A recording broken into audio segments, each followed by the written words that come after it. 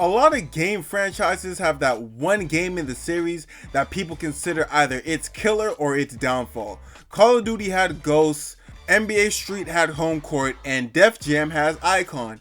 Now with the release of Def Jam Vendetta and Fight for New York, Icon was supposed to be the third stepping stone in the series, but unlike the first two games, it fucking failed. Like bad, the shit was horrible. I don't want to state my outright opinion in the beginning of the video, I kind of want to share it at the end, but you already know the reputation this game has. It was horrible. Now for those of you who don't know, the Def Jam series was a fighting game that came out in the early 2000s. Basically a bunch of rappers came together and they duked it out in an underground fighting tournament in the streets of New York. Now the Def Jam record label decided that they wanted to partner with EA Sports and make their own video game, and the first game in the Def Jam series was Def Jam Vendetta. Now unlike Fight for New York or Icon, Vendetta was actually a wrestling game. Like all the maps were rings, there was no fighting in subway stations or offices, it was all just straight rings around the streets of New York. You can do grapples, ring outs, you can pin people, typical wrestling shit, but the main attraction was the special moves, the Blazins. That's what they called them. There were like really creative special moves that each character had. It was fun as hell. The game was really fun. And then we go on to Fight for New York, which is basically a step up from Vendetta. Instead of rings and wrestling, it's just straight street fighting. Everybody's literally on the streets of New York fighting each other, duking it out over an underground tournament shit. Basically the same as Vendetta, story-wise at least. The fighting was improved, the graphics was improved, the storyline was expanded. The game was great. Like, it's literally been labeled one of the best fighting games of all time. I'm not exaggerating when I tell y'all this. Everything that they got right in Vendetta, they made better in Fight for New York. Now, Fight for New York's game mechanics is the mechanics that Icon decided to emulate. They completely ignored Vendetta. They got rid of all that wrestling shit. That's completely out the past. They ignored all of that, and they decided to reuse Fight for New York's mechanics. Now, you would think that would be a good thing, because like I said, the fight mechanics in Fight for New York were amazing. Wrong. The reason why it didn't work is because they took that element, but they decided to make it realistic. In my opinion, I think that's actually the main problem of the game. Instead of fast-paced combos and different grappling techniques, they took all that shit out, made the fighting style sluggish, and limited the grapple to a simple toss. It was like playing Fight Night but on half speed. I can easily say out of all the fighting games I've touched, this is the worst one I've ever played in my life. The mechanics are so fucking boring. But a huge part in why I say that is because I've played Vendetta and Fight for New York. I think one of the best things about those two games specifically was how unrealistic they made the fighting style. I am fully aware I can't jump 20 feet in the air and do a pile driver inside of a wrestling ring under a bridge in New York. I'm fully aware I can't do that. But guess what? It's fun as fuck to look at. I can't lift somebody up by their neck and throw them across the stage. I'm not physically fit enough to do that. But guess what? It's fun to look at. It made the game more interesting. It gave the game creativity, and that's something I didn't feel with Icon. I didn't feel any real sorts of creativity. Actually, no, that's a lie. Because I'm going to give Icon its credit, it did add some new features to the game. There is a feature in Icon where if you press certain buttons or made a certain command,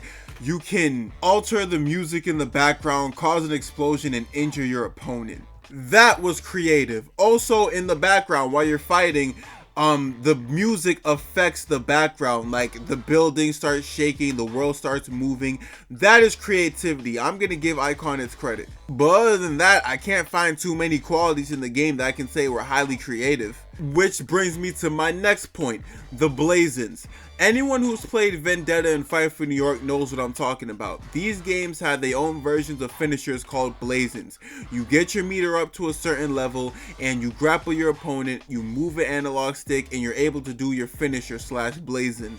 Each character had their own specific finisher. Some of the rappers got to create their own, some of them got shit chosen for them. It really depended, but each person got their own finisher. It was a factor that really made the Def Jam games feel special. In my opinion, it separated them from the other fighting games out at the time. What was out? Mortal Kombat and Street Fighter? I enjoyed the Blazins more than I did anything from Street Fighter. And they took it out in Icon. My assumption was that they took it out and replaced it with that music background shit I told you, but I also had another theory that they attempted to make this game a lot more realistic than the previous ones on purpose. Which sucks because I feel like if they went more of the unrealistic and wacky route that the previous ones had, Icon could have done a lot better. The game had a lot of potential. The arenas looked decent, the soundtrack was pretty okay. I think it had a lot of potential to be better if they put more effort into making it like the others, but they ended up shooting themselves in the foot by trying to change their formula. And if you think about it, the studios had a lot more to work with Icon than Vendetta and Fight for New York. It was released in 2007, so it was a next-gen game, meaning visually and mechanics-wise it should have been superior than the first two, and due to the success of the first two Def Jam games, there should have been a lot more money put into making this game. And once again, due to the original Def Jam games having huge success, you already had a fan base that was willing to buy the game on the first day, only to buy it and find out that it's a half-assed version of Fight for New York. There's no health bars to let you know how much work you gotta put in to take out the opponent. There's no timer. Yeah, that's another thing, there was no health bars. Instead of there being health bars and knocking out the opponent while the health was on critical or danger, they took them out, which forced you to keep track of the progress you've made on your opponent and the progress your opponent made on you. You know how annoying it is trying to fight an opponent whose health bar you can't see? It's like Gang Beasts but with people. But at least Gang Beasts was supposed to be the way it was. This game wasn't. There's only really a handful of reasons to why this game didn't reach the potential that it was supposed to reach. The fight mechanics was sluggish and dull, the Blazins was removed from the game, and the campaign was extremely forgettable. That's another thing, the campaign didn't even follow the story the first two made. In Vendetta, you had to go up against D-Mob, the fight tournament ringleader who ruled the streets of New York. In Fight for New York, you played as D-Mob's crew, and they went up against another crew of fighters and their leader, Crow, who was Snoop Dogg. And throughout the game, they fight for both territory and ownership of different fight clubs in New York. Def Jam Icon basically said, fuck both stories, I'm gonna do my own thing. Which is fine, there's nothing wrong with starting your own story and doing your own thing. There's nothing wrong with that if you're gonna be creative.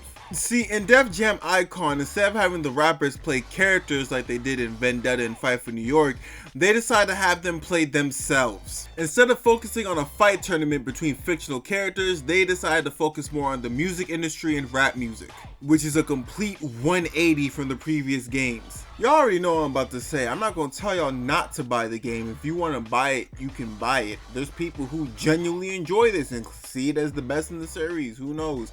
If that's you, go ahead and play it. I'm not going to tell you what to do, but this is my opinion. This is what I saw in the game. I feel like it could have been done better if it was handled better, but it wasn't, so it turned out how it was. But that's all I got for y'all. I appreciate y'all for watching Reggie TV. Now that I got this Def Jam thing out the way, I think I might look into NBA Street, mainly home court, but NBA Street nonetheless. I'm gonna look into that. But other than that, I hope y'all enjoyed the video. I'm out.